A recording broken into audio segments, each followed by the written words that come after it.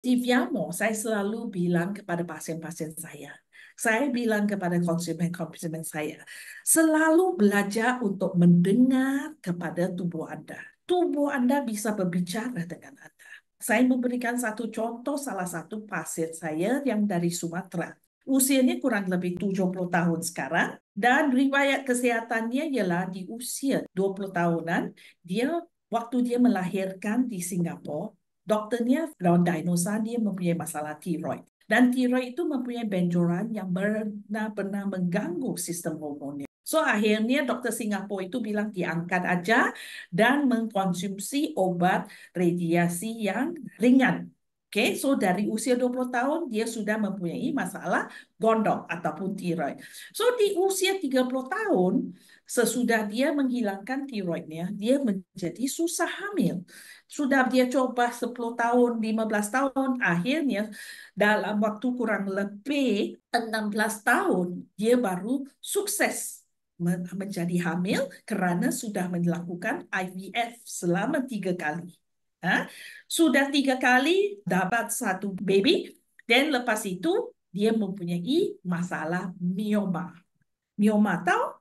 Fibroids, artinya ada benjolan yang isinya cairan tapi darah yang harus terpaksa menyebabkan masalah yang besar sekali, terutamanya gangguan menstruasinya, dan itu akhirnya dokternya bilang dia mempunyai risiko, oleh sebab itu disarankan histerektomi.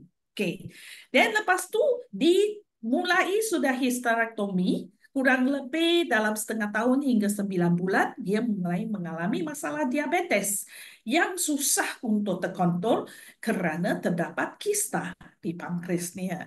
So akhirnya kistanya juga dioperasi dan dibuang. Dan di usia 50-an tahun operasi lagi kista di liver dan ginjal.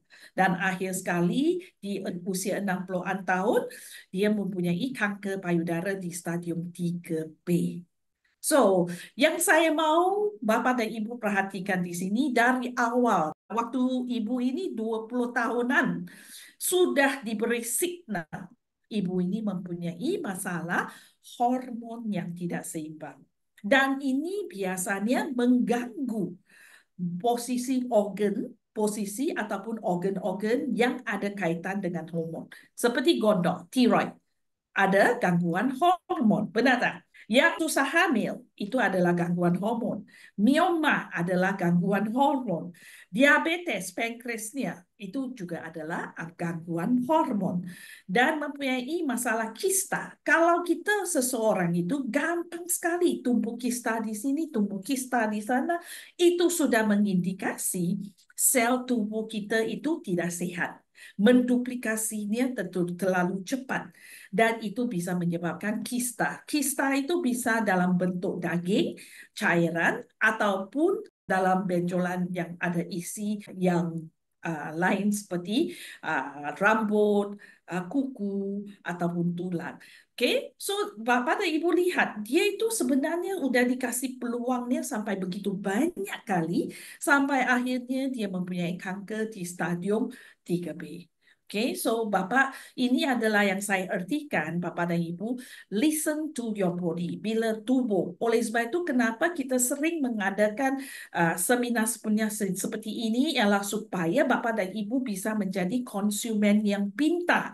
Karena tidak ada dokter yang lebih faham tubuh ini, melainkan diri Anda sendiri.